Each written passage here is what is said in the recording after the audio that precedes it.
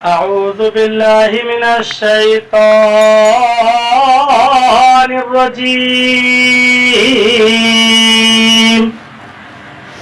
بسم الله الرحمن الرحيم. عبس وتولى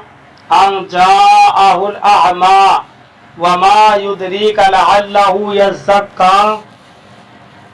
أو يذكر فتنفعه الذكرى أما من استغنى فأنت له تصدى وما عليك ألا يزكى وأما من جاءك يسعى وهو يخشى فأنت عنه تلهى. ترجمہ کنز الایمان. اللہ کے نام سے شروع جو نہایت مہربان رحم والا. تیوری چڑھائے اور منہ پھیرا اس پر کہ اس کے پاس وہ نابینا حاضر ہوا. اور تمہیں کیا معلوم شاید وہ ستھرا ہو یا نصیحت لے تو اسے نصیحت فائدہ دے، اور بے پرواہ بنتا ہے تم اس کے تو پیچھے پڑتے ہو اور تمہارے کچھ ضیاء نہیں اس میں کہ وہ ستھرا نہ ہو اور وہ تمہارے حضور ملکتا آیا اور وہ دوڑ رہا ہے تو اسے چھوڑ کر اور طرف مشغول ہوتے ہو. ترجمہ کنز العرفان. تیوری چڑھائے اور منہ پھیرا اس بات پر کہ ان کے پاس نابینا حاضر ہوا، اور تمہیں کیا معلوم شاید وہ پاکیزہ ہو جائے یا نصیحت حاصل کرے تو نصیحت اسے فائدہ دے. بہرحال وہ شخص جو بے پرواہ بنا تو تم اس کے پیچھے پڑتے ہو، اور تم پر اس بات کا کوئی الزام نہیں کہ وہ کافر پاکیزہ نہ ہو. اور رہا وہ جو تمہارے حضور دوڑتا ہوا آیا اور وہ دوڑ رہا ہے تو تم اسے چھوڑ کر دوسری طرف مشغول ہوتے ہو. عبس و تولا. تیوری چڑھائے اور منہ پھیرا. اس سورت کی ابتدائی 10 آیات میں اللہ تعالی نے اپنے حبیب صلی اللہ علیہ وسلم کی عظمت اور اپنی بارگاہ میں ان کی محبوبیت کے ایک پہلو کو بیان فرمایا ہے کہ جب نبی کریم صلی اللہ علیہ وسلم نے اپنے اجتہاد سے ایک کام کو زیادہ اہم سمجھتے ہوئے اسے دوسرے کام پر فوقیت دی اور دوسرے کام کی طرف توجہ نہ فرمائی تو اس پر اللہ تعالی نے لطیف انداز میں اپنے حبیب صلی اللہ علیہ وسلم کی تربیت فرمائی. ان آیات کا شان نزول یہ ہے کہ نبی کریم صلی اللہ علیہ وسلم ایک مرتبہ قریش کے سرداروں عتبہ بن ربیعہ، ابو جہل بن ہشام، عباس بن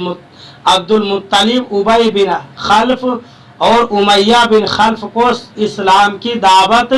دے رہے تھے. اسی دوران حضرت عبداللہ بن ام مکتوم رضی اللہ تعالی عنہ حاضر ہوئے جو کہ نابینا تھے، اور انہوں نے نبی کریم صلی اللہ علیہ وسلم کو بار بار ندا کر کے عرض کی کہ اللہ تعالی نے جو آپ کو سکھایا ہے وہ مجھے تعلیم فرمائیے. حضرت عبداللہ بن ام مکتوم رضی اللہ تعالی عنہ نے یہ نہ سمجھا کہ حضور اقدس صلی اللہ علیہ وسلم دوسروں سے گفتگو فرما رہے ہیں اور میرے ندا کرنے سے قطعی کلامی ہوگی. یہ بات حضور پرنور صلی اللہ علیہ وسلم کو گرا گزری اور ناگواری کے آثار چہرے اقدس پر نمایاں ہوئے، یہاں تک کہ حضور اکرم صلی اللہ علیہ وسلم اپنی دولت سرائے اقدس کی طرف واپس تشریف لے آئے. اس پر یہ آیات نازل ہوئی،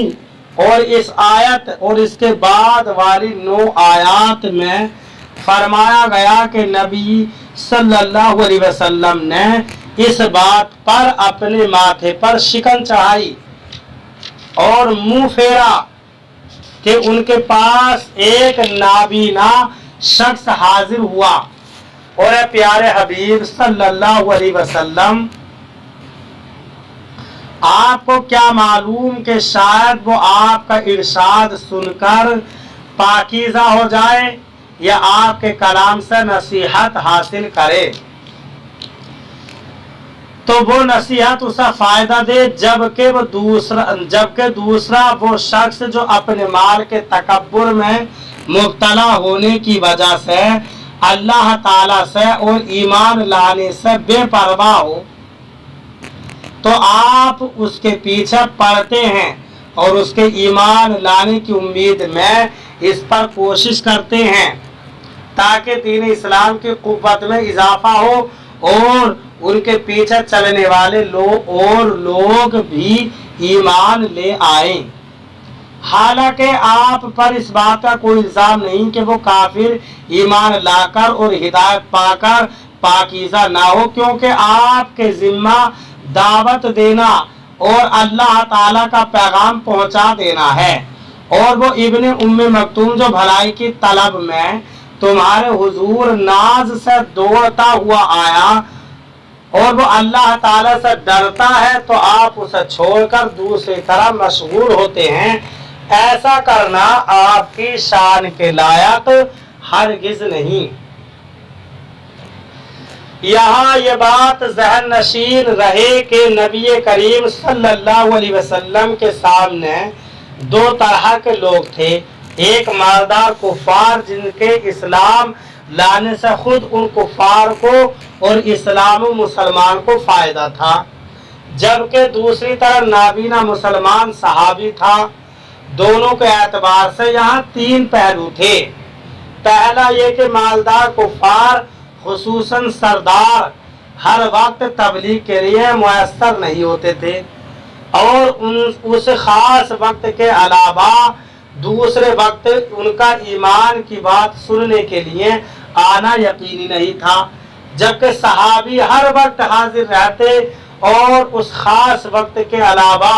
दूसरे वक्त में उनका आना यकीनी था। दूसरा पहलू ये था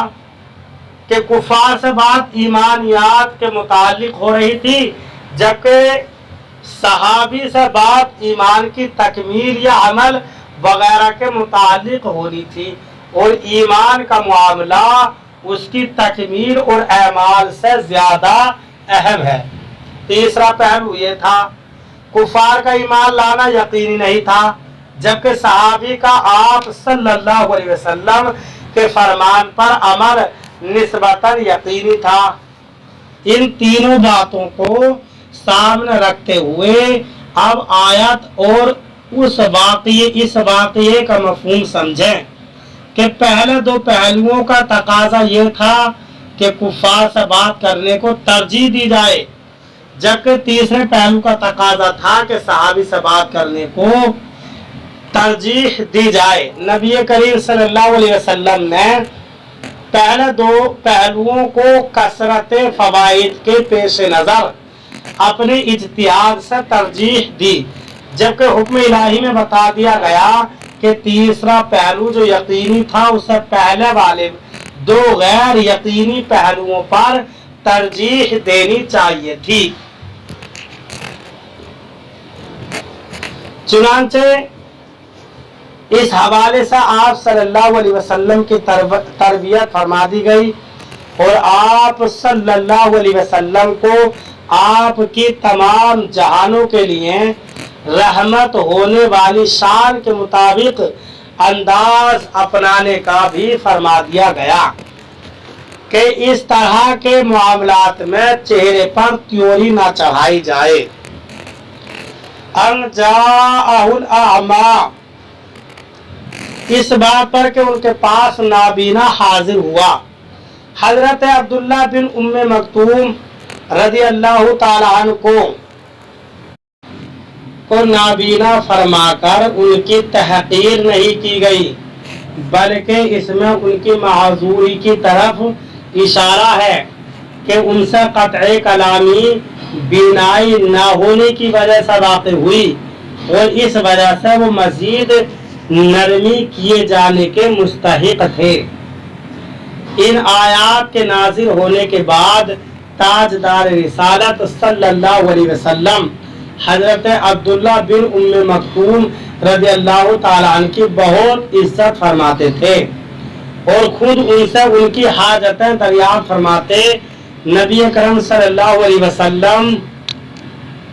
نے غزوات کے دوران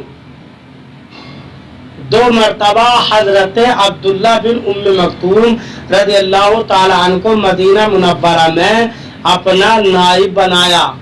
اور حضرت عبداللہ بن ام مکتوم رضی اللہ تعالیٰ عنہ جنگ قادسیہ میں شہید ہوئے۔ اللہ تعالیٰ ہمیں قرآن کریم پر صحیح معنی میں عمل کی توفیق عطا فرمائے۔ برادران اسلام، آپ تمام حضرات سے گزارش کی جاتی ہے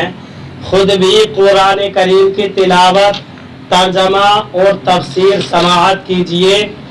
اپنے عزیز و اقارب اور رشتہ دار کو بھی شیئر کیجیے تاکہ آپ اس کے ذریعے صدقہ جاریہ کے مستحق ہو جائیں۔